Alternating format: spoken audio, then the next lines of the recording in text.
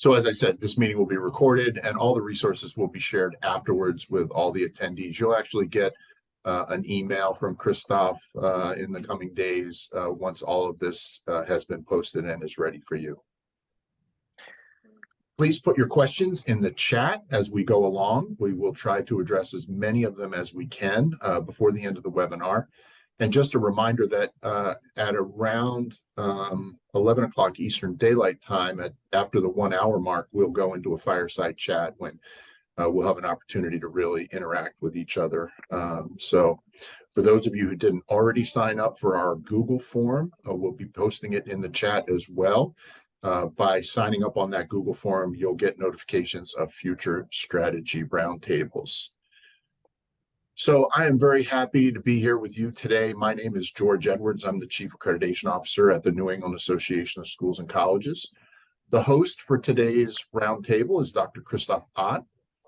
Christoph is a former managing director and board member at the Lausanne American School in Lausanne, Switzerland, and he is currently the Director of Quality School Certificates, a Swiss-based quality certification program for schools. He has extensive enrollment management experience in international schools, international markets, and guiding organizations to achieve long-term goals. He is skilled at introducing new and innovative ideas into secondary education and implementing them through empowerment, motivation, and inspiration. Christoph lives in Lausanne, Switzerland, which is a beautiful place if you ever get a chance to visit. It's a wonderful, very beautiful Swiss ski town. And he lives there with his wife, Gosha, and their kids, Jonas and Alec. So with that, I'm going to hand things over to Christoph. I'll be working a little bit behind the scenes, a little bit in front of the scenes, directing the information that we have on our PowerPoint. But right now, here's Christoph. Christoph? Thank you very much, George. It's always amazing and a lot of fun to prepare these together with George. We've been doing this for almost 2 years. And let me tell you who George is a little bit. So George, as just mentioned, he's the Chief Accreditation Officer of NEASC, New England Association of Schools and Colleges, where he assists throughout New England and around the world the process of continuous improvement by participating in accreditation. George was a public school educator in the USA, serving as a high school principal for over 20 years. George was the founding principal of several schools, including some explicitly designed around the NEASC standards. And George lives in New Hampshire in Sunapee. And George knows Lausanne because he's visited here. And we had the pleasure of meeting face to face after a year and a half of collaboration at the conference, the ECIS conference in Düsseldorf last year. The whole inception story behind the reason we're here speaking with each other, and it's amazing to see how many participants are joining this call today. So thank you all for taking the time to join us. So in December 2021, George and I were at the NEASC annual conference. I was a presenter, he was my host.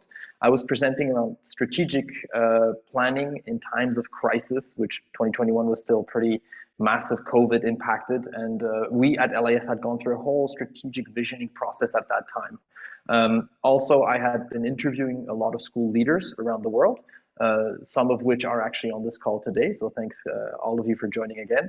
And we basically were brainstorming a little bit after the presentation and before the presentation and came to the conclusion that when it comes to strategy, it seems like schools will either reinvent the wheel, which is something we did here in Lausanne, or will hire outside resources, consultants or outside resources. But there's a gap in a sense that the schools don't talk with each other.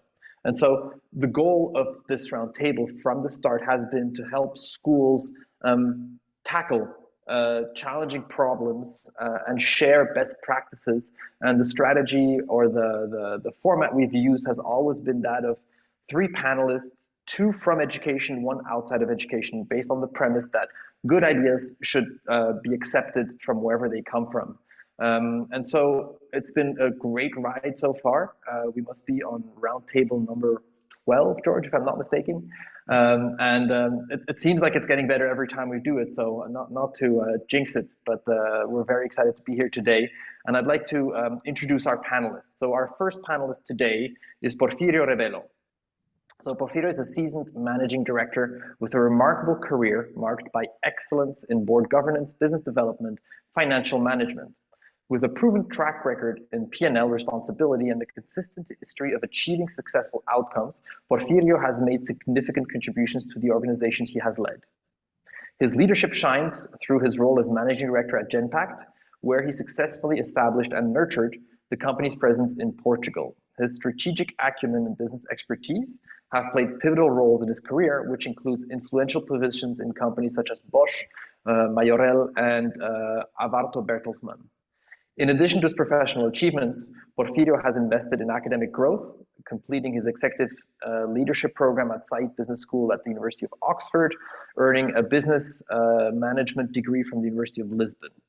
In addition, Porfirio holds an ATPL, which is an airline transport pilot license, signifying his dedication to continuous learning and skills. So Porfirio, if you can maybe give a little wave so that everybody can see who you are.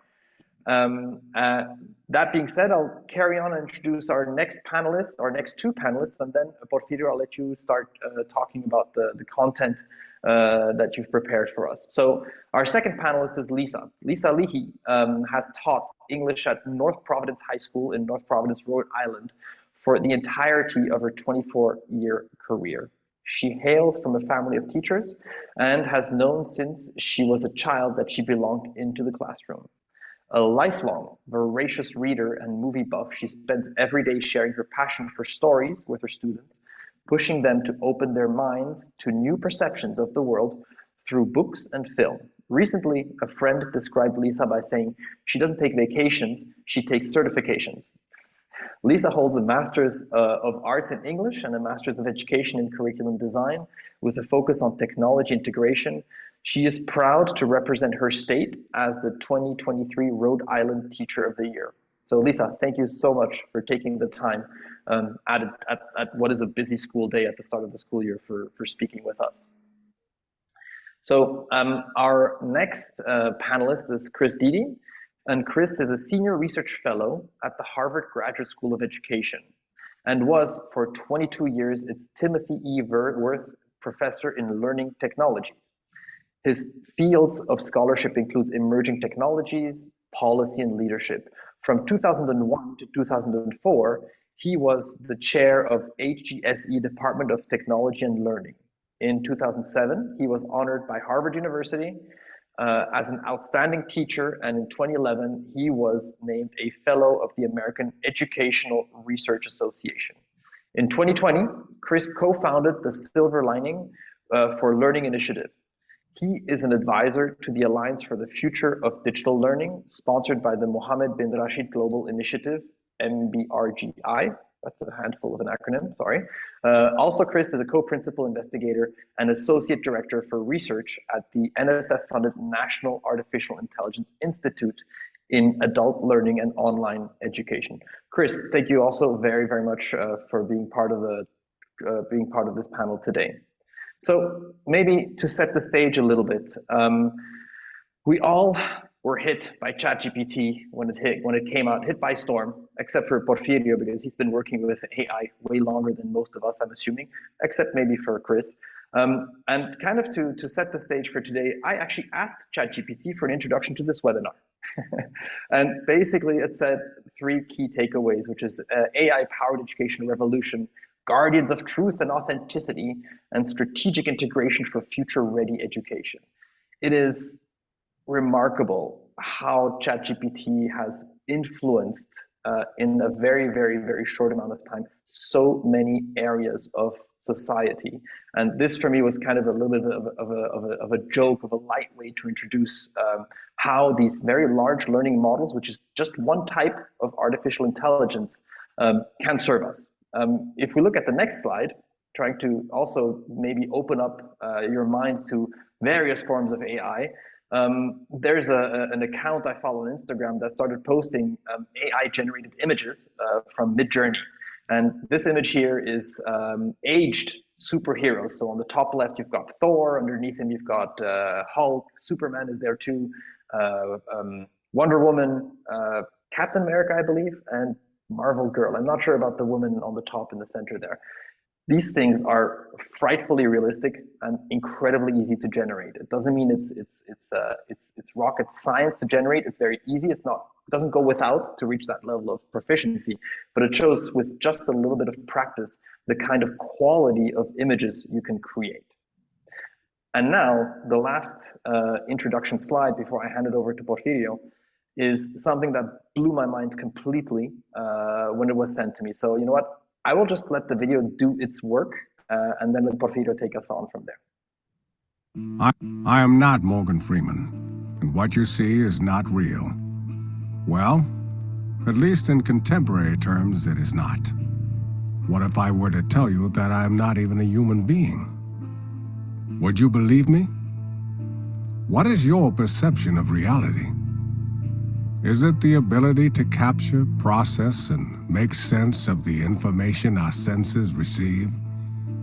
If you can see, hear, taste, or smell something, does that make it real? Or is it simply the ability to feel? I would like to welcome you to the era of synthetic reality. Now, what do you see?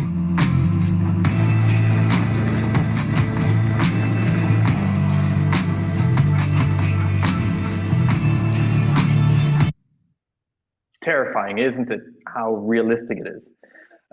As we go through the panelists' slides, I will be putting at times resources in the chat. So right now I added an article from the Boston Globe that George had shared with me. And so go ahead and look at this as we go through. These are complementary information, sometimes also audio that you can listen to as we go through. So Porfirio, please go for it. We're all yours.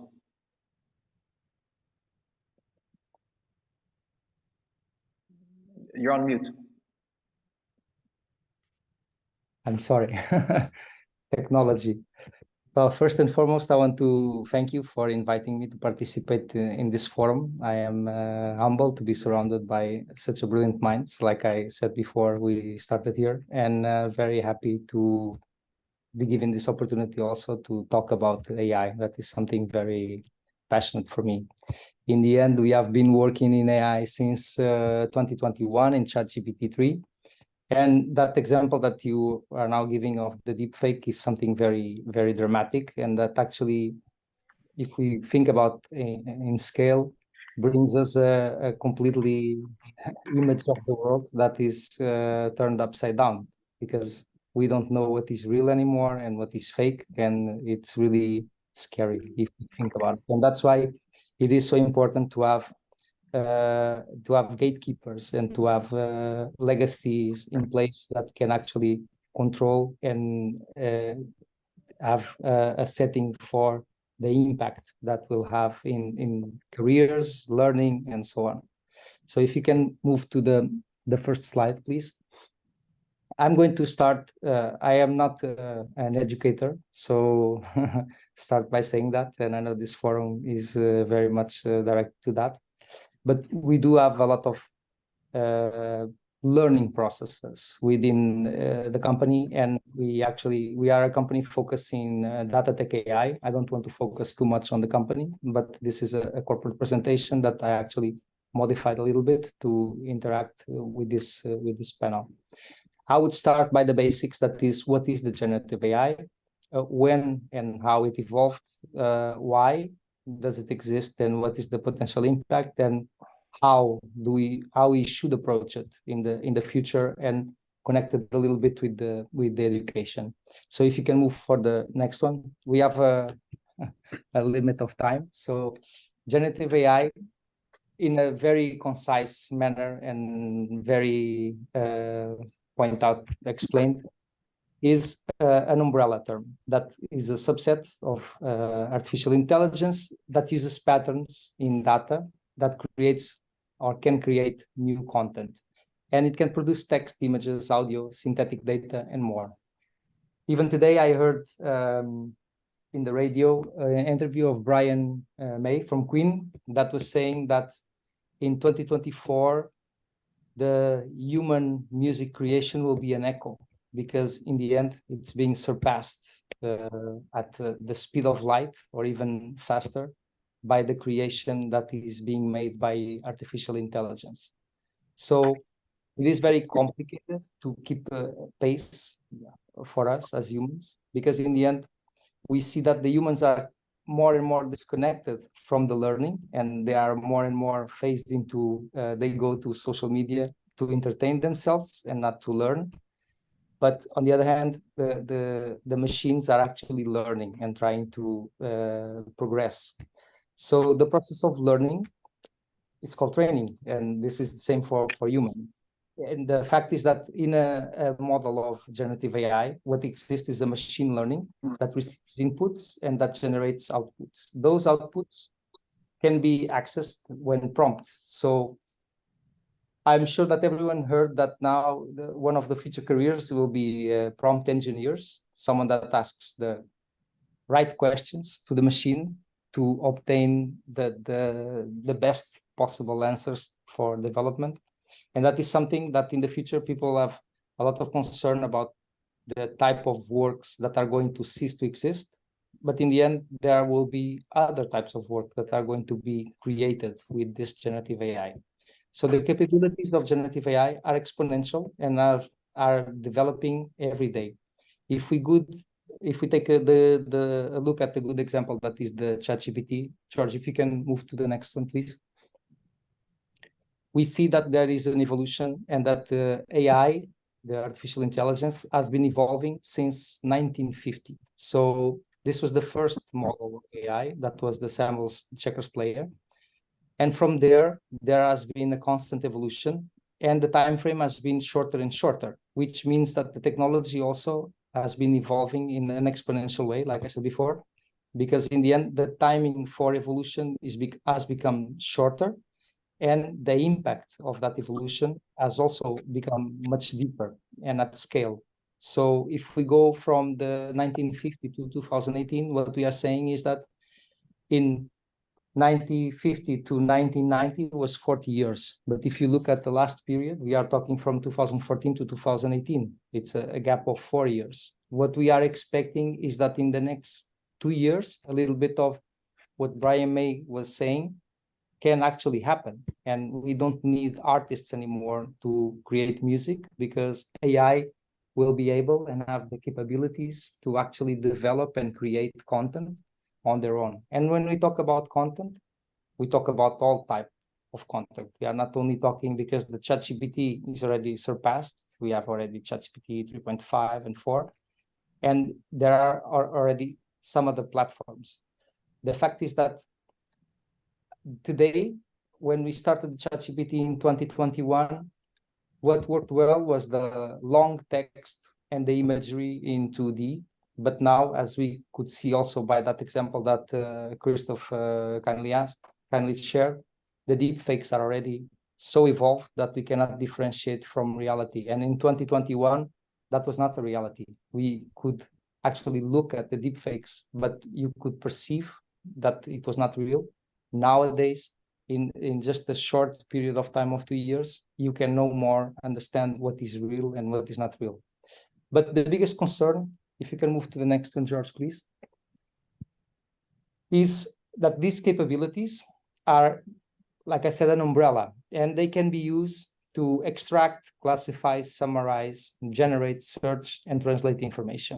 And all of this data can generate the large language models, the LLM that we are talking about, that can do the work of humans. And in this case, because we are talking about education, they can actually replace teachers in the future, and they can make that students can cheat, can do a type of scam. I think it's too much of a word, but the tests are nowadays not really tests if you are not there physically and present to see if the students are actually completing.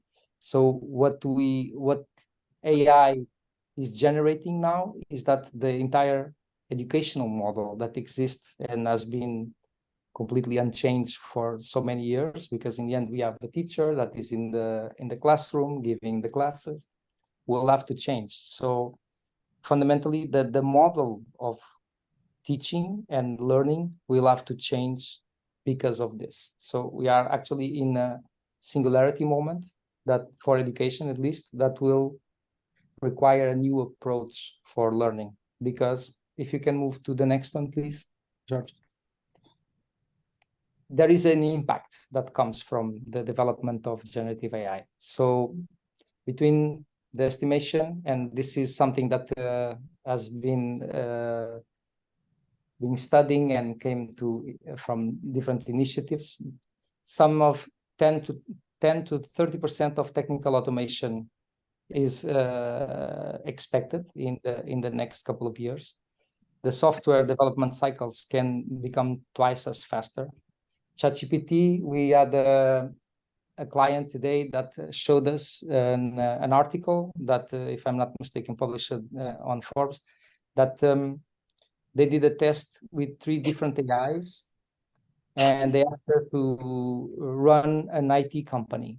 And in the first 3 hours, they generated the software to improve the software development cycle, and it costed $1 to generate that specific program. And this is something that, for us that work in this area of technology, is amazing.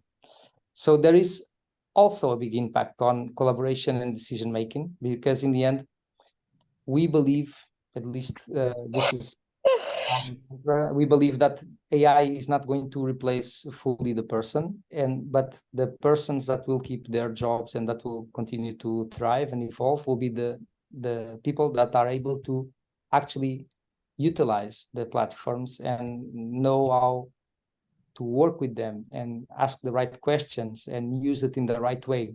And therefore, there is a lot of investment, especially in our company, for you to understand. And to give a concrete example, we have 135,000 employees nowadays, spread around the world. And 60% of our workforce already made the generative AI training. So we have a model of training, and we have a certified application that we use for training people, and it's called Genome. This is public information. We actually published an article some time ago in Forbes. And the fact is that to progress in career within the company, you need to do 2 waves. And the model in itself is very well conceived. The brain behind this, I said that I work with some special people that are much more intelligent than I am, and that are much more aware of all of this of generative AI than I am. And in this case, Gianni Giacomelli is the brains behind it. He's a professor in MIT. He's also our one of our employees, and he's the one behind all this platform. And the fact is that we see a big advancement in what it is, the collaboration that we have within the teams, and we see productivity growth already between 0.1 and 0.6 only in our small world that we are talking here. So if you can move to the next one, please, George. Thank you. So the learnings that we got from this and from the current and past engagements is that AI needs to be embraced quickly, but it needs some caution also, because we need to consider ethical, legal, and reputation risks that come with it. Because in the end, something that doesn't work well still in AI is, for instance, the IP protection. So utilizing AI, and people don't talk about this often, this is the Wild West.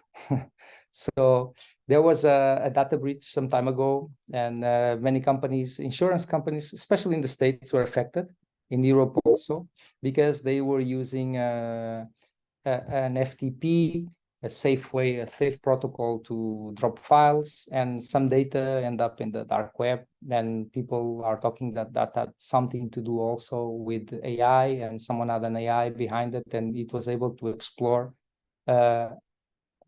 fragility of the platform, and that came with a lot of risk. So there is a lot of problems connected also to AI, and therefore it's very important that we do have the accesses very restricted, and people understand that everything that you put in the AI becomes public. So if we have a private company and we go and ask, or we prompt something to the ChatGPT, he will feed on that information and he will afterwards output it to someone else that actually looks for it. So there is no security of information at this point in AI.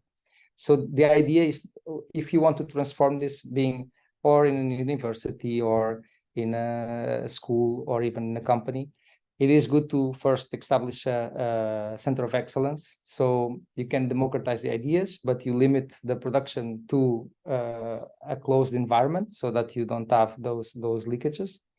You need to identify training. You need to ask for the best models for security, UX design. You need to have access with governance.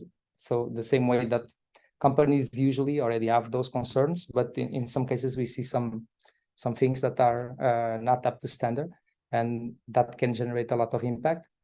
And of course, you have to upskill and reskill your employees, because in the end, the next generation of employees and the needs that will come from your clients, you are in a market and you need to compete.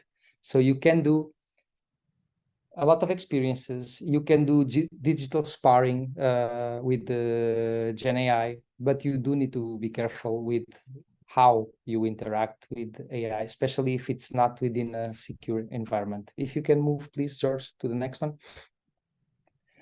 So there is a talent strategy for generative AI.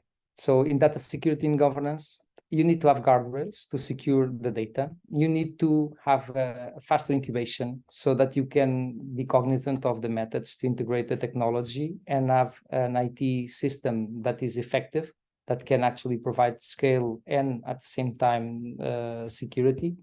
And you need to realize that SMEs are in need always of intervention. SMEs is the small and medium enterprises that actually are indispensable to have, because I would say that it's not the biggest companies that will have the biggest impact from this generative AI.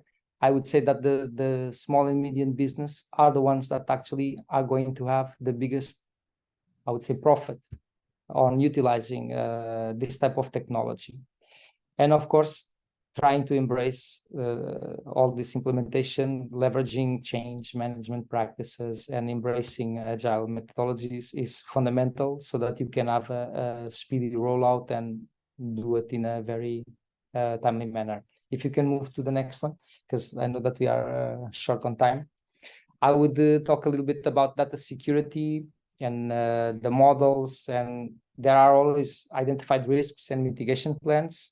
Although I can actually talk about this in parallel. If any of you have any questions, I would not focus too much on it, because I know that we have little time, and we pass for the next one.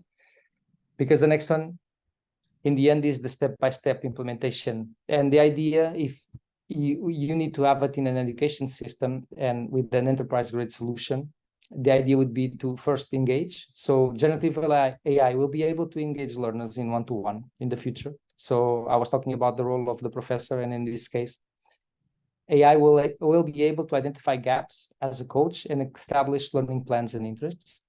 In that identification, can identify and build knowledge management technologies so that you can keep on thriving and learning new things according with your capacity, and will create connections between topics in more innovative ways. The capacity to learn will be much more explicit. There will be immediate generation of skill graphs, analytics. You will be able to check your progress in a much better way, and you can even use it to work and utilize it as a kind of an assistant for day-to-day operations. So collaboration technology that comes from this with scale can generate mind melts, and distributed people will be a part of a puzzle. So you can have actually ideas that in another way would not come up, And with the integration of AI, they will be popping out and will certainly monetize some innovative solutions across the state. Chris, I think I Thank you, Porfirio. Yeah, no worries, no worries. No, and that's why we have the fireside chat. And by the way, all of these slides and a lot of addenda, so additional slides that each of the panelists have provided, will be sent to you after the recording and with the resource list. And I guess just to summarize as briefly as I can, what you just said, Porfirio, and I think then I'll pass it on to Lisa, is, you know, if you can't fight it, become a surfer. So you have to surf. You know, you have to surf this thing. You cannot fight this technology. It's here to stay. So how can you, instead of resisting it, surf on it? And when you said before that, you know, the teachers, the role of the teacher will change. One of the chat in the chat, I put a podcast by the New York Times Hard Fork from months ago of a teacher who basically embraced AI in the first weeks and changed the way how she taught and how she assessed mastery of content. And I think that is going to be something that Lisa will also be talking about, because ultimately teachers do have a role. It just changes with the impact that this technology has on how we do it. And one big way of this is starting to differentiate more and more the difference between content and skills. So George, with nothing more to say on my end, if you want to add a few words and pass it on to Lisa, go ahead. Thanks, Christoph. It was exactly the point that I was going to make, is that, you know, the role of the teacher is going to change. It's not going to go away. And I think that was our whole focus in putting this roundtable together, is that we need to embrace this. We need to really look for ways to incorporate it. If we try to push it away or ignore it, we're going to be overcome by it. So with that, I'm going to turn it over to Lisa, because I'm interested in hearing about you know, how she's using it and what her thoughts are about how we can embrace this technology. Thanks, George, and thanks, Christoph. I'm really flattered to be asked to be here today, so I appreciate everyone's time and listening to what we have to say. And Christoph, I love this idea of not fighting it, surfing on it. In New England, in Rhode Island especially, we've had quite a bit of rain. And I had a friend talking about how he was dealing with water in his basement. And he says, I'll tell you, it's not fun to fight water. You will lose. And so I feel like that's a really great metaphor here, because I think that this is the kind of thing, these are the changes that are upon us. And I think if we try to fight it, we're probably going to lose. George, could you go to the next slide, please? This is just my introduction slide, just a little bit of an idea of who I am and how I am. Like Christoph said, I'm, you know, very much a book and movie person. I am fascinated by stories, and, you know, these two hashtags of allergic to reality, compelled by fiction, sort of embody who I really am. And it's ironic that I'm here talking to you today about artificial intelligence and not real and deep fakes and that sort of thing. So it's a mind shift that we have to make. And in helping our students become better 21st century producers of whatever content it is they're producing, we need to make sure they know how to wield these tools for their own purposes. Next slide, please. So I started by simply Googling the phrase modern American classroom, and this is the set of images that came up. And I think that there's a pretty significant irony here. Because while teachers are expected across the globe to innovate and differentiate their lessons for all these different students, if you walk through the hallways of most, not all, American high schools, you're going to find these images. You're going to find a classroom with desks in rows, students very orderly, organized, and a teacher at the front of the room talking about what's going on. There's just too many variables to think about. You're thinking about building space, you're thinking about money, roster size, but the teachers want to engage their students. This is something that's at the forefront of our minds. We want to make our lessons exciting. We want to make them productive. We want to make them challenging. But teachers feel the need to always be the expert in the room. And it's very difficult for somebody who has been teaching even as few as 5 years, but definitely into the 15, 20, 25, 30 plus years.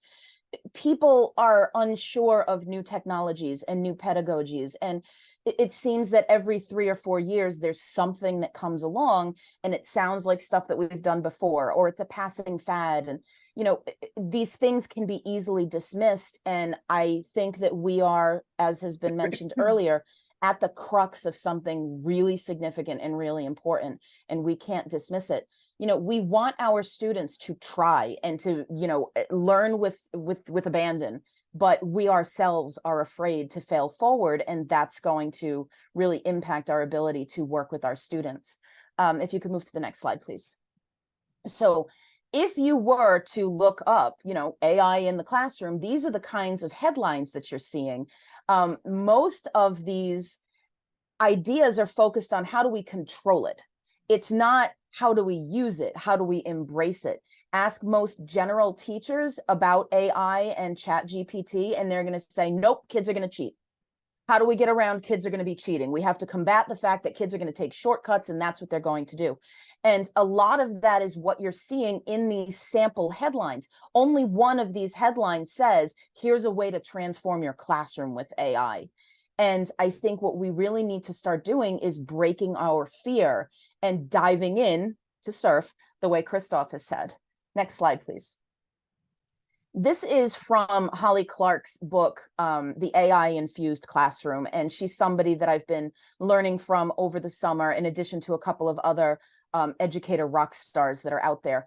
But this is a grid as far as the literacies in AI as she lays them out.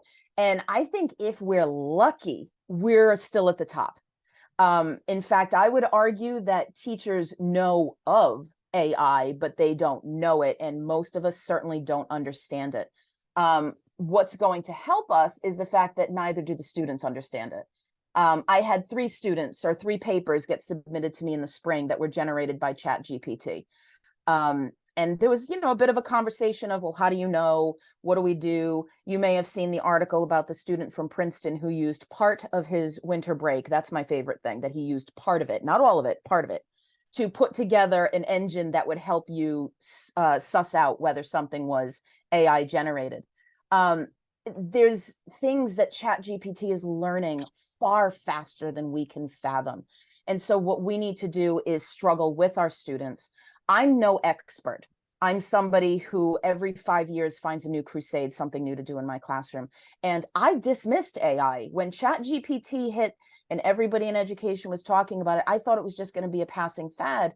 And it wasn't until I went to the ISTE Live conference in June of this summer that I realized, like, no, I can't dismiss this. This is something that's here to stay, and it's really going to change what we do. I mean, the sessions I sat in on, they blew my mind. So what I'm trying to do this year, and I'm really only 3 weeks into the year, is use ChatGPT, use various AIs for my own practices, and then get my students using it, have them criticize it, look at it, and see what we can do with it to help us. And if we could move to the next slide, I can show you an example. So this is from Matt Miller's Ditch That Textbook website. And he has a fantastic blog in any kind of education. I can't recommend his information enough. So this is a diagram that he put together, thinking about what plagiarism is, what cheating is, what they have become, and where they will go. And I decided to take this flow chart, and I made little strips of paper, and I basically took these 6 little arrows, and I gave them to my students with a blank chart. And I had them move them around, and we had a conversation about what is plagiarism, how does this fit? A lot of conversation around items 2 and 3 from the top, where it talks about AI created a response, student read, edited, adjusted, versus multiple AI responses. And there was a lot of dissension over what editing actually means. Not arguments, but a lot of debate between the differences between editing and revising, and where the student is involved, which was fascinating.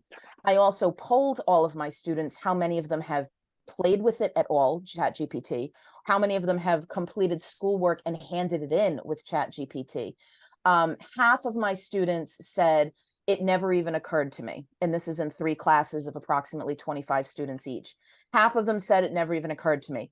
The next largest was, I definitely thought about it, but I thought against it. But I've got about 25 to 30% of my total student groupings that said, "Yup, I've done it. I handed it in." And so they're already playing with it. They're already trying it, and it's they don't understand it. You know, they just see it as, oh, this is a way for me to get this done. And so because they haven't had the opportunity, because they're not engaged with it, they don't quite know where to go with it. So if we move to the next slide, it gets to where I started. And so these are two of my main places to start. They are by no means the end all be all, because there's lots of books out there on AI.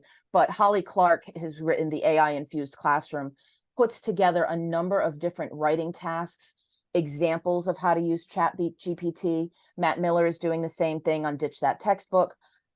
What's especially interesting is schools are going to be reactive at first, because we all have internet access for students. Many of us are one-to-one, especially since the pandemic. And so what I'm trying to do is not lock it down and say, absolutely not. We have to play with it together while it's still new to our students. And so I had students enter into ChatGPT a typical writing prompt and watch it come up. And then I asked them to take a paragraph of that prompt and simply type in, tell me more about this, put the paragraph in. And they're fascinated by how fast it goes. What I was really buoyed by, to keep going with the water imagery here, is the idea that my students were also appalled by it. They were shocked by how fast it goes, but a lot of them stepped back and said, I don't like this. This doesn't sound like me. How do I make sure this is my voice? Like, why would somebody do this? Because not the cheating angle, but this doesn't sound like me. I don't trust that this is going to be correct. So that's something we can rest assured on, the fact that our students still want to hold on to their integrity, that they still want it to be their voice, but they are just as interested in this as the rest of us are.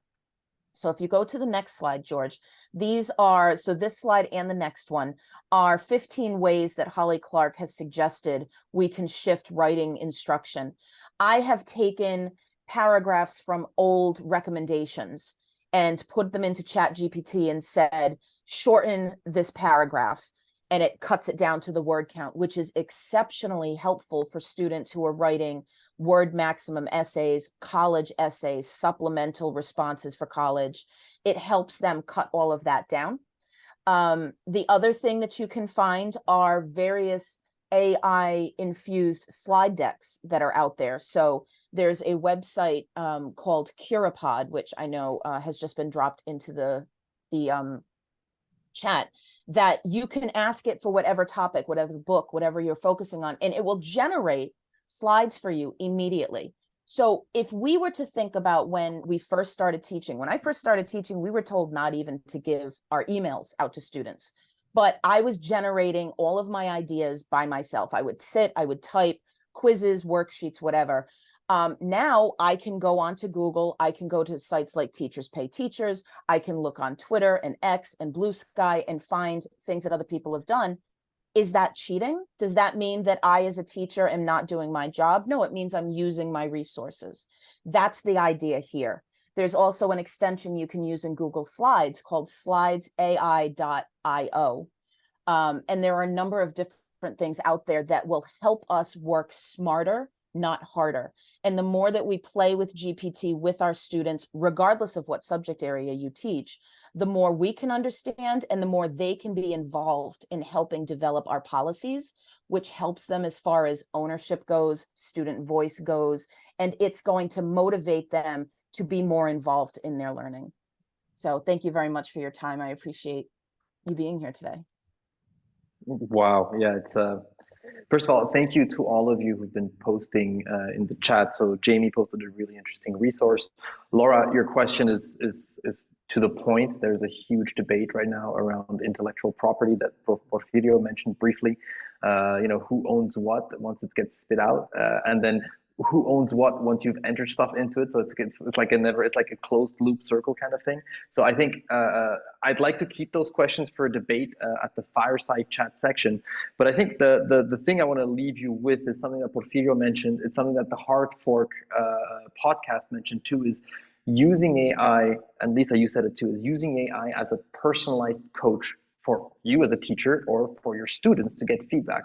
And so one of the exercises I use as an icebreaker in a university entrepreneurship course I teach is called ChatGPT as your co-founder, which is basically take the business plan canvas, which is, you know, a bunch of rubrics to make sure you've looked at every single aspect of creating a new business. And then you go through ChatGPT, you narrow it down to an industry, to hottest trends of an industry. Within that industry, pick one, and then you go through every section of the business plan canvas, and you bounce ideas off of ChatGPT as an inspiration.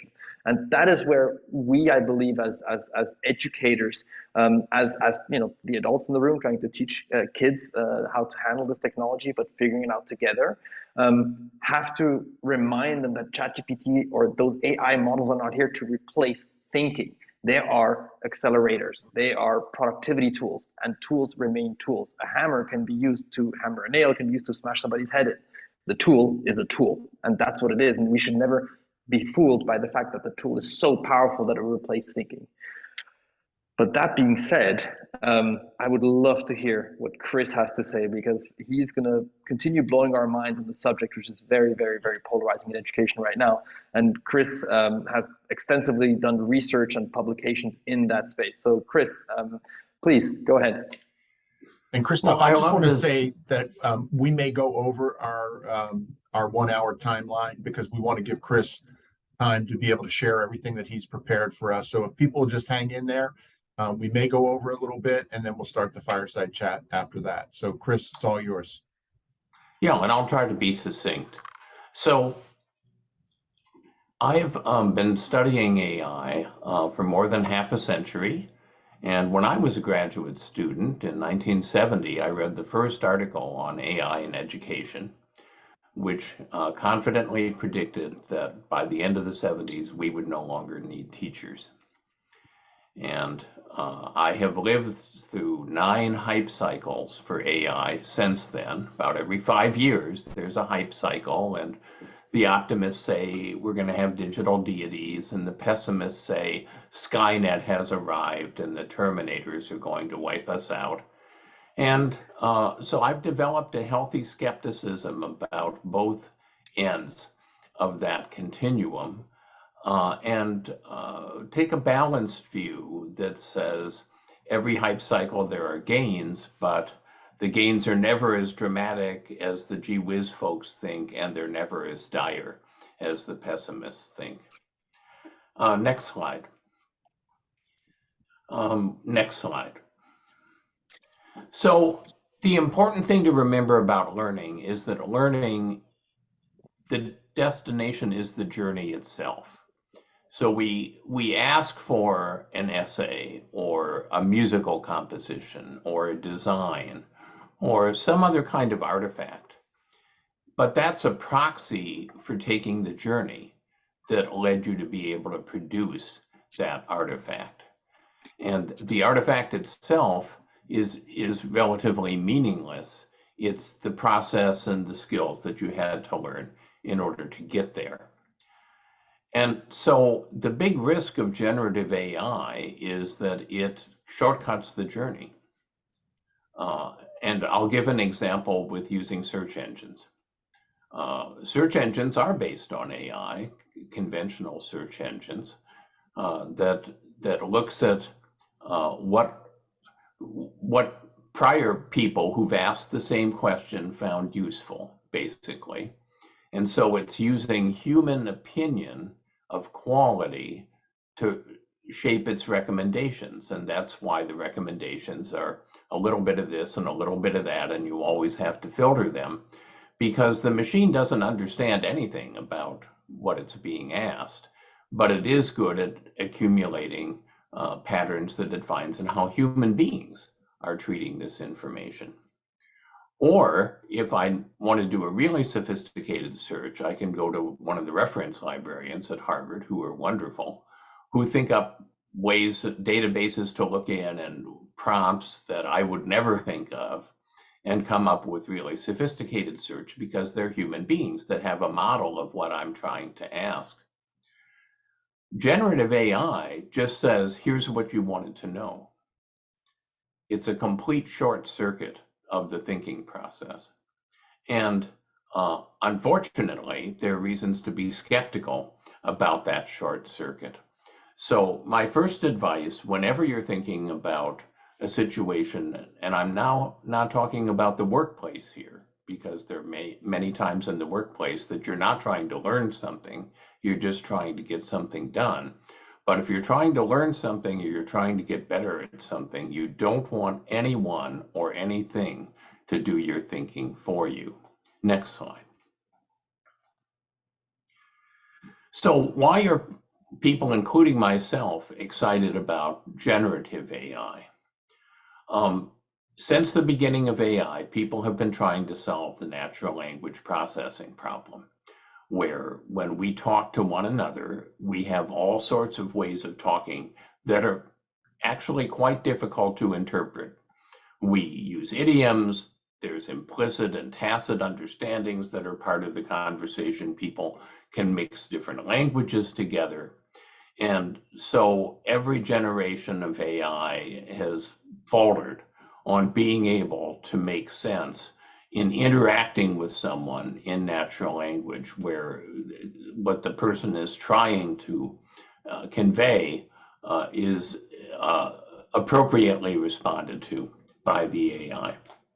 And that is a big deal. So in the National AI Institute that I'm part of, we're taking a lot of tools that have been constrained by people needing to use coding in order to use them, or needing to use elaborate prompting systems in order to use them, making forced choices of language that probably none of the choices reflect what they wanted, and instead use natural language processing.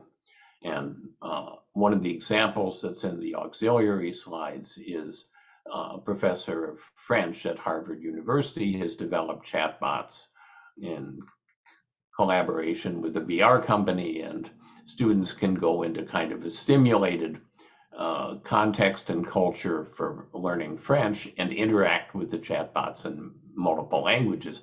That's a really powerful new thing.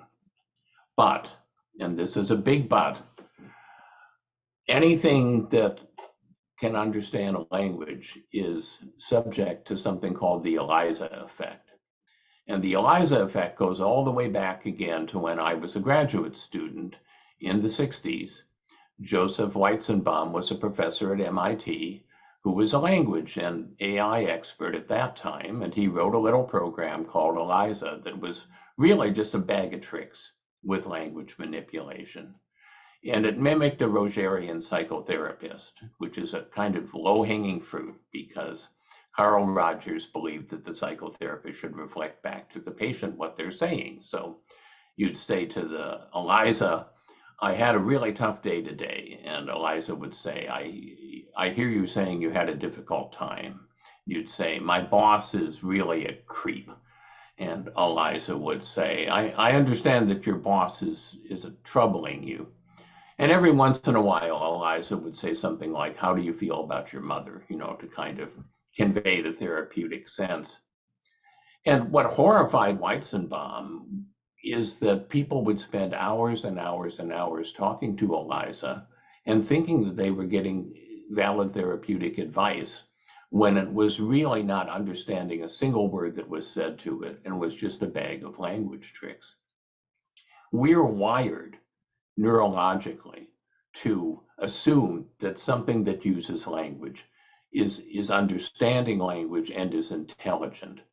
Both of those assumptions are very questionable when it comes to generative AI. And so a lot of the hype and the sort of, oh, now finally the big breakthrough has happened is just a misunderstanding of the ELIZA effect. Next slide. So I'm going to go very quickly through this because there are resources that I've written that you can look at that make this case. But parrots use language, but we don't think of parrots as being intelligent. They're kind of you know, they don't understand what they're saying. They're just kind of parroting it back. And large language models, while they will vary what they say back in a way that parrots don't, have just as limited an understanding of what you're actually saying as parrots do. Next slide. A large language model is like a brain without a mind. It has digital neural nets. Those digital neural nets do things that are impressive in terms of language, but it doesn't have any consciousness, metacognition, agency, senses, experiences, or most of what we would consider to qualify somebody as being human. And so it's very, very limited in terms of what it can accomplish effectively. Next slide. And because we've dumped the internet into this, the World Wide Web is the source of information, it not only has access to the accumulated knowledge and insight of civilization, it has access to every single crackpot idea, bias, mistaken myth, etc., that's in the internet. So it has a lot of problems in the knowledge that it gives back, labeled as knowledge. It also does not generate always entirely new content. In fact, one of the troubling things that it does is that it's capable of reproducing up to 1,500 words of something that was dumped into it, which makes the intellectual property concerns quite troubling, and it hallucinates. I had no cases of plagiarism in my classes at Harvard for 22 years. This past spring I had two. Both of them thought that they could ask ChatGPT for citations and it would give them valid citations, and it gave them made up citations. So troubling things there. Next slide. So I'm nervous about what's happening. And when I say I mean many people who share similar views about what generative AI is and isn't. Because now what's happening is the generative AI is being fed back into the World Wide Web. And so as these systems are being trained, they're being trained on themselves. Now, I don't know if you remember a game called Telephone, but you whisper something into somebody's ear and then they turn around and whisper it into somebody else's ear. And by the time you get through 10 people, it's completely different than what you started with. And the idea that somehow art and music are going to be done by these machines, it's going to be very inferior art and music, because these are not creative machines with life experiences that are generating powerful things that develop awe and wonder in human beings. They're symbol manipulation machines that over time are going to distort the knowledge and wisdom that we have. Next slide. So that's pushing back pessimistically at a lot of the claims that are being made. And I think one of the things that I'm seeing now in our local news is Hurricane Lee is coming, and there's a cone of uncertainty.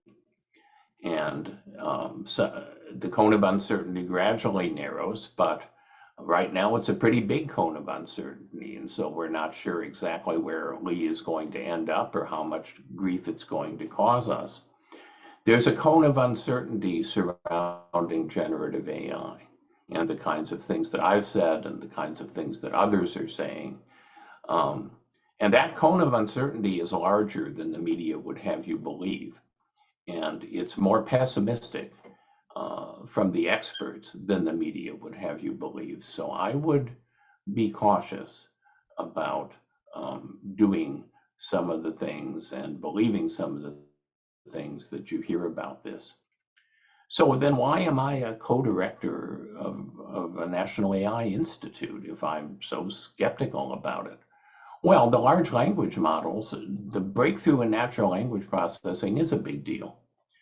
But beyond that, I'm more interested in IA than I am in AI.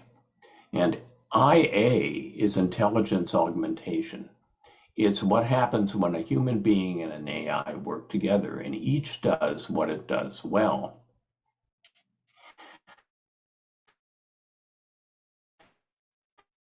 Now, large language models is calculative prediction. And science fiction has understood this for a long time. And those of you who are fans of Star Trek: The Next Generation can see Captain Picard, the wise human, and Data, the android that is not a human being, but does calculative prediction, handles much more data than Captain Picard has, and so on. Next slide. So basically, the division of labor in workplaces is changing, not by AI replacing people so much as by AI complementing people. Next slide. And there are detailed forecasts about this for various kinds of occupational roles. The forecasts change over time quite a bit, so this is in the cone of uncertainty, but still we know it's going to make a big difference. And it changes educational outcomes. The outcomes we want from education should be judgment, not reckoning, because if it's reckoning, we're just preparing people to lose to AI. Next slide. So judgment and reckoning, next slide. And there are lots of real world examples that aren't science fiction examples that are in the slides. I won't go into it now. Next. But IA only works if people upskill, if people deeply develop their judgment, because machines are taking over the part of their job that involves reckoning. Next slide. And in our institute, what we're doing is looking at how we can accomplish this for university professors and for other people who teach adults. And so we're building different kinds of AI-based assistants that are like Data helping Captain Picard. And you can learn a lot more about that by going to the Institute website. Next slide. So I'm going to be surrounded within a couple years by a bunch of AI assistants that will be narrow but powerful, that will use natural language interfaces, so they'll have the ELIZA effect connected with them. And if I don't upskill to deepen my knowledge of culture and how people learn and motivation and context and the shifting workplace, I'm just going to do less well rather than better. Next slide. Next slide. So the punchline is that unfortunately education is going in exactly the wrong direction, because educational institutions, including Harvard, are using summative high-stakes psychometric tests, which are reckoning, which is exactly what AI does well on. And if we don't shift what we measure and what we value and what we teach and learn, we're going to end up in a world of AI moonlight, de-skilled and very unhappy with what we've done. Next slide. So if you're interested in IA, this is a brief that the Next Level Lab at Harvard has produced to talk about that. And I'm looking forward to the fireside chat, because you're, as one would hope with a panel, you're hearing different perspectives, you're hearing different viewpoints, and now you can use your intelligence not to let any of us do your thinking for you, but to sort out what you want to believe in what you're hearing.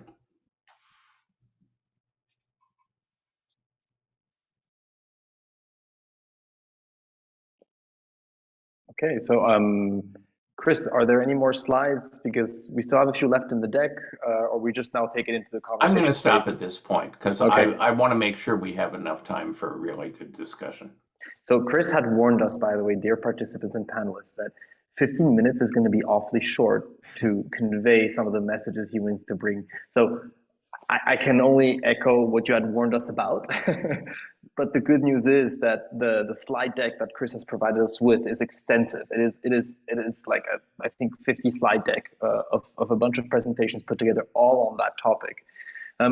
And I think that the one thing I just want to resonate on, and then George, maybe you can pick out some of the comments from the chat in the meantime. And Porfirio responded to this when you're talking about how AI is a self-generating, self-fulfilling, not fulfilling, but it basically feeds on content when it's used, and it feeds on content that exists. And for me, the analogy that came to my mind was mad cow disease.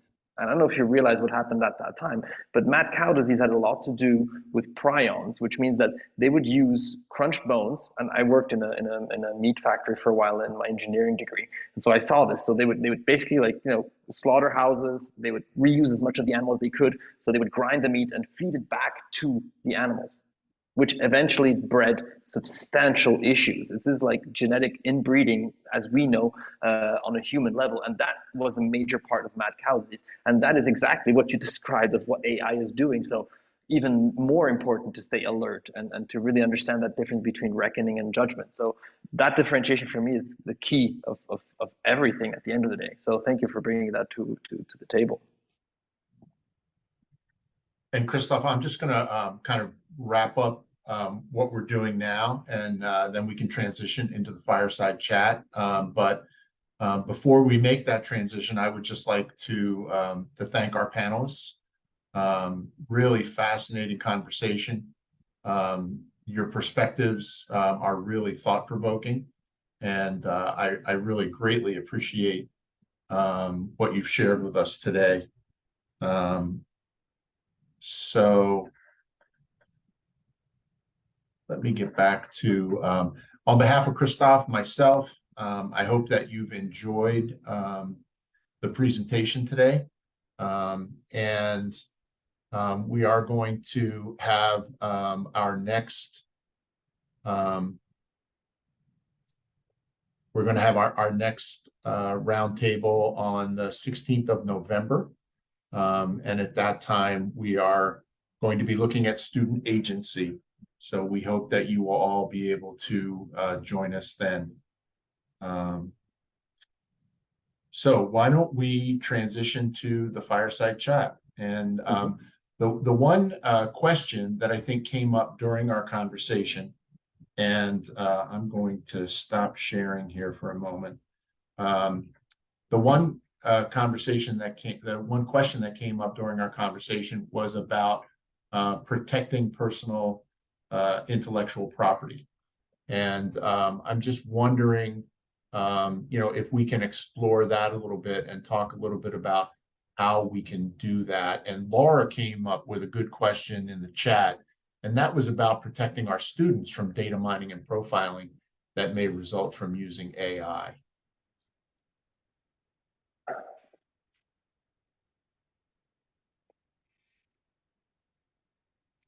Would any of the panelists like to comment on this? And I'm kind of wondering, Porfirio, if this is something that's up your alley, because you are the one who touched on the intellectual property issue in your presentation. Do you have any additional information of data protection as you feed the system when you're using it?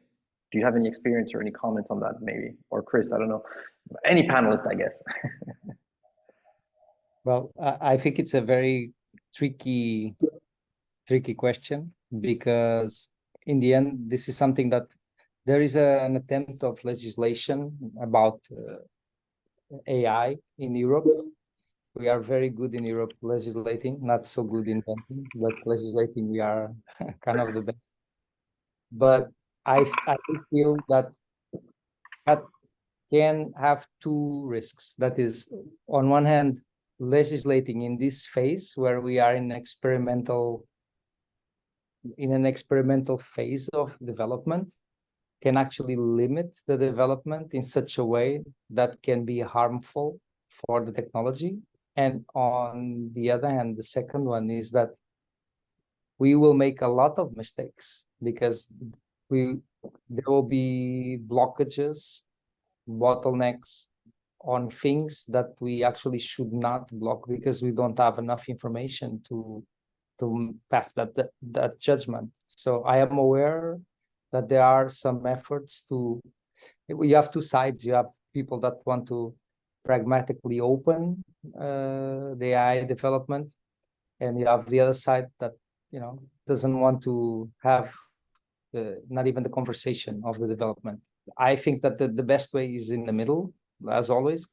It should be more moderate and actually have a look and try to do it in a closed environment. But in terms of real things that came out that actually control it, I am not aware of anything at this point that is actually making sense, because there are some attempts, but nothing that you can actually, it's very difficult to control. I have to put it like that, because in the end, you have so many companies that are developing models. It's impossible for us to know exactly what is being developed where, and have a law that can actually, if you want to do it, you can do it. It's the same with genetics, it's the same with biotechnology, it's the same with chemical weapons. It's very difficult to mandate something like this, because it's very difficult to control. So I'm not sure. I am not the right person to this question for sure. Maybe Chris, is there anything you're aware of in that space? I mean, it's an interesting tension between innovation and protection. Well, there's a technical issue here that no one knows the answer to right now. What the companies did, for the sake of expediency, is just to scrape as much data and information as they possibly could and throw it in, uncurated, unrespecting copyright and intellectual property, etc. And they did get something that understood natural language. So that's, that's a breakthrough. No one knows if they had curated carefully what they put in to try to stay away from bias, misinformation, myth, intellectual property, and so on. If they had dumped all of that in, but not all the other stuff, would the system still understand natural language? Nobody knows, because it's a black box. No one knows, how it works. So there are experiments that could be done that would be useful experiments, because if you do have some threshold that lets you curate what you put in and still get the natural language understanding that you want, then that provides a way of legislation, and that provides a way of ranking models in terms of their quality, in terms of what went in. Garbage in, garbage out is a long-standing computer science tradition. So that's one way of looking at it. But another way of looking at it is to say that we shouldn't be using AI products to train AI systems. That's the sunlight, moonlight problem. That's a big deal. And you're right that it's the Wild West, and people are going to do what they're going to do no matter what the law says. And because it's a black box, you can't even go in and look at what they did. You can't tell whether somebody dumped your intellectual property in or not. Yeah, there's no traceability. Yeah, right. But what I will say, and I didn't get a chance to say this earlier, these companies are losing money hand over fist. They're losing money every time somebody makes a query. Generative AI is very expensive. It's expensive in energy, it's expensive in climate impact, it's expensive financially.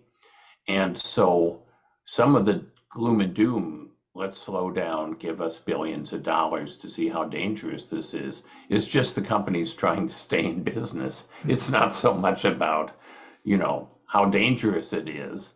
It's about, wow, I'm losing money like crazy, but people are excited. How do I take advantage of that? Yeah. So a problem with all of this is, yeah, we could do these experiments and we could curate, which is expensive, and do other things, but is there a viable financial model for this? Not clear. Mm-hmm. Yeah. Kevin Bartlett, I know you wanted to talk about intelligent augmentation. Yeah, just to build on what Lisa and Chris were saying in particular. First of all, I'd like to make clear that the image you're seeing is artificially aged. This is not actually what I look like. Which superhero are you? The one with his underpants on the outside. So, no, just a real practical example from some current work with the group I work with and with Genpact, because we're trying to create what we're calling the balanced assessment system. I thought about the kids, because I still work with kids all the time. They will break the current system. They'll break the current system for two reasons. I'm talking particularly about the testing system. The first reason is because they can. The second reason is they don't believe in the system. Deming said, a bad system will beat good people every time. Then if you go with what Chris was saying, and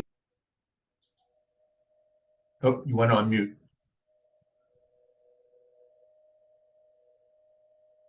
You're back on mute again.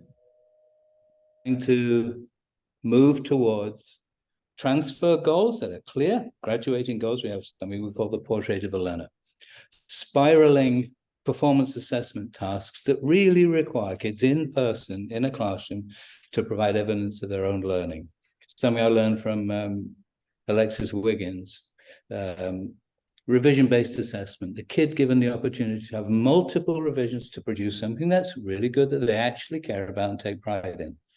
The challenges we had was that generating really well-designed performance assessment tasks is very, very time-consuming. And honestly, and I know this is being recorded, so forgive me all my teachers. Teachers are often not very good at it.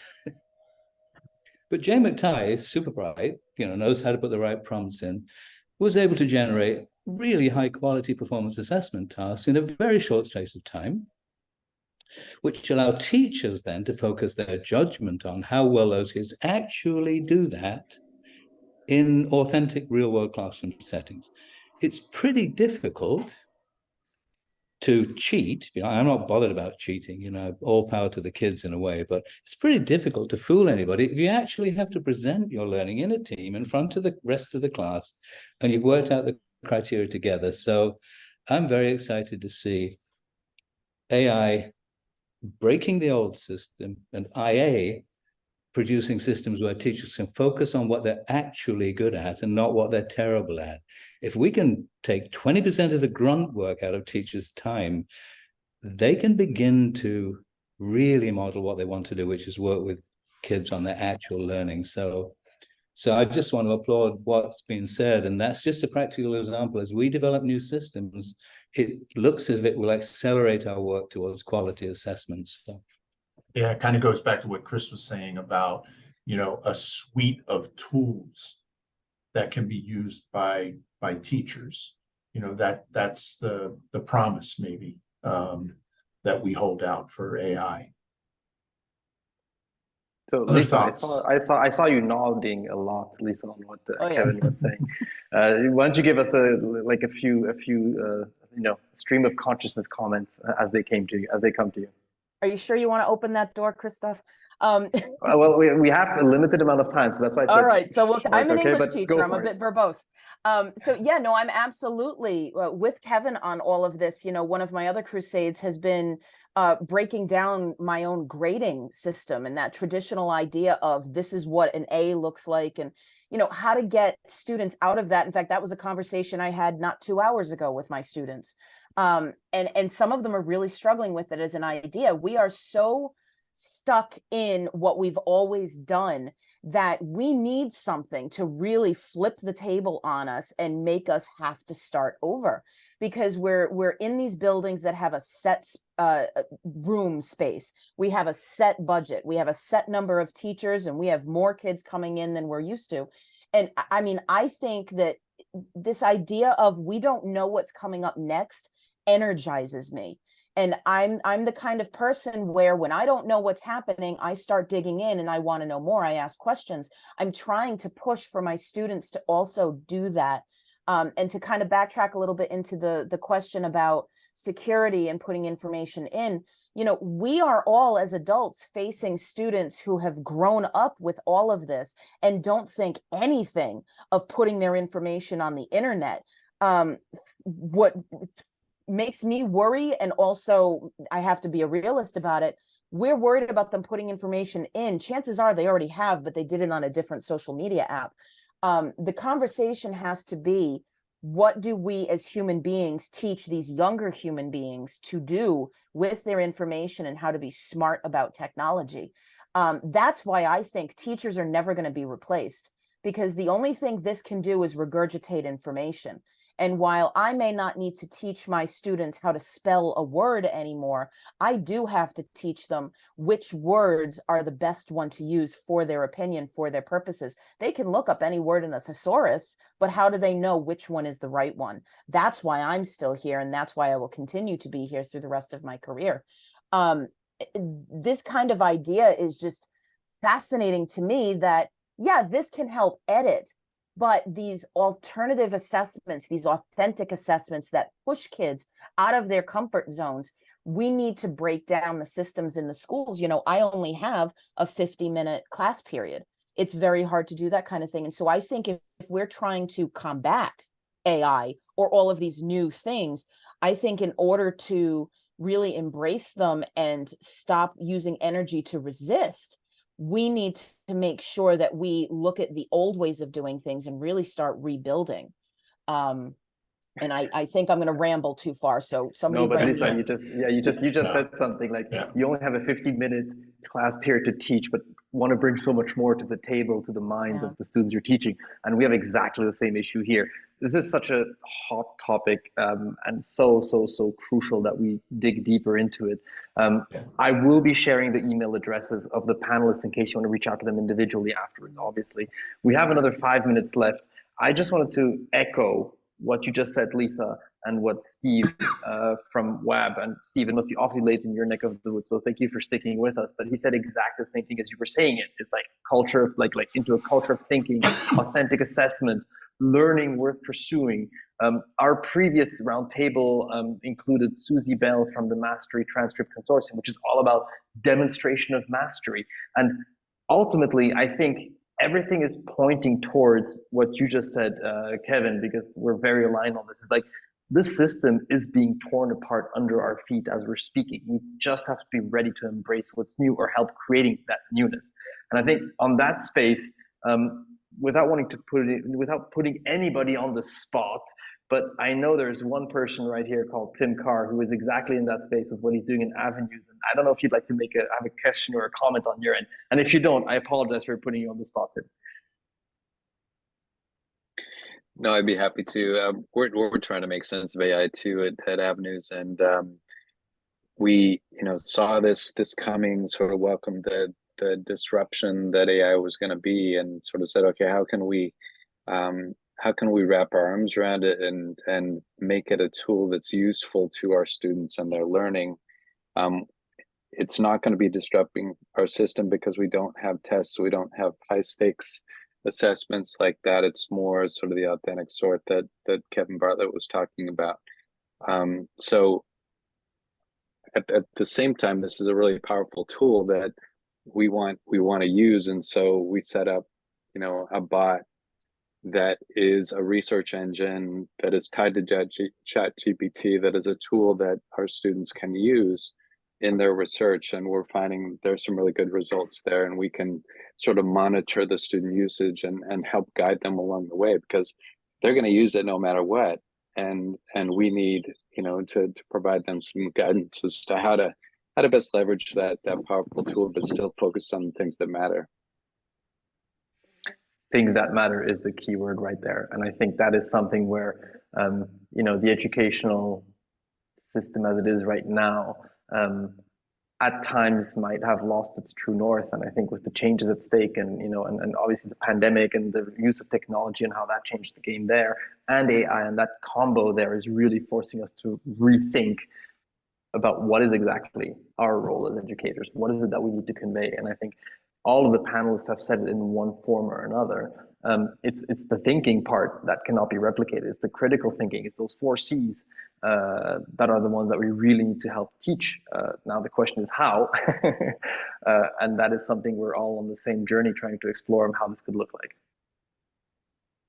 I think that's a really good summation, Christoph, and I know we're just about out of time. So I do want to reiterate that our next strategy roundtable is going to be held on November 16th. So you can save the date for that. It's going to be focused on student agency and purpose in school, a strategic approach. So we hope that you will put that in your calendar and that you will join us. There'll be more information coming out shortly about that. I also want to give a shout out to Stephen Taylor, who was on here. I'm not sure if he's still here or not, but Stephen will be a panelist on a NEASC webinar that'll take place on the 26th of September. And that will be also on AI. So if you want to dive deeper in this really interesting topic, then I would encourage you to do that. And then finally, I'm going to give a plug for our annual conference. The NEASC annual conference will be held in Boston at the Seaport Renaissance Hotel. We have a pre-conference on the 6th of December, and then the conference itself on the 7th and the 8th. So if you're going to be in the Boston area, or if you'd like to be in the Boston area, we'd love to have you join us. So with that, on behalf of Christoph and myself, again, I would like to thank the panelists for just a fascinating hour and a half of really interesting information, very thought-provoking. Thank you so much for sharing your expertise and your ideas with us. Thank you to all of our attendees. We really appreciate you taking the time today. And a reminder, if you have colleagues who you think would benefit from this recording, just know that it will be available in a day or so, along with the slide deck and all of the resources that have been provided to us by our panelists. So thank you all. Have a great day or a great evening, depending on where you are in the world. And we hope to see you again soon at our next roundtable. Thank you. Thanks, Thank you for joining, everybody. Thank you, George.